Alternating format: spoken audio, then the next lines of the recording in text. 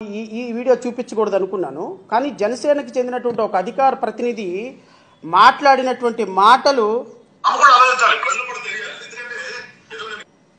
ఎవరో కొంతమంది పిచ్చినాయాళ్ళు సపోర్ట్ చేశారు, కొంతమంది పిచ్చినాయాళ్ళు సపోర్ట్ చేశారు కాబట్టి ఈరోజు నువ్వు మీడియాకి మాట్లాడుతున్నావని ఆ తల్లిని అవమానపరిచినటువంటి జనసేన అధికార ప్రతినిధి. బహుశా ఈయన కూడా లాయరే. నేను అంటాను, మీ లాయర్ పట్టా ఎక్కడ చదివారో మీరు ఒకసారి క్రాస్ చెక్ చేసుకోండి.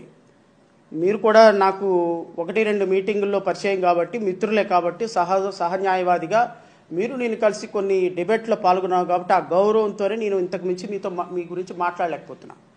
లేకపోతే ఎవరో కొంతమంది పిచ్చినాయాళ్ళు సపోర్ట్ చేస్తున్నారు అంటే సపోర్ట్ చేసిన వాళ్ళంతా పిచ్చినాయాళ్ళేనా?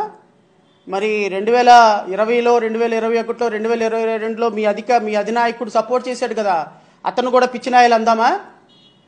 సపోర్ట్ చేసిన వాళ్ళంతా పిచ్చినాయాళ్ళు అయితే, ఇప్పుడు ఈమెకు సపోర్ట్ చేసిన వాళ్ళంతా పిచ్చినాయాళ్ళు అయితే, మరి నిజంగానే 21లో 22లో సపోర్ట్ చేసిన వాళ్ళని ఏమనాలి? వాళ్ళు రియల్ పిచ్చినాయాళ్ళు అందామా? మీలాంటి వాళ్ళందరూ వెళ్ళి కర్నూలు వెళ్ళి గొడవ చేసినప్పుడు మీ అందరూ పిచ్చినాయాళ్ళు అయిపోయినారా? నెంబర్ 1.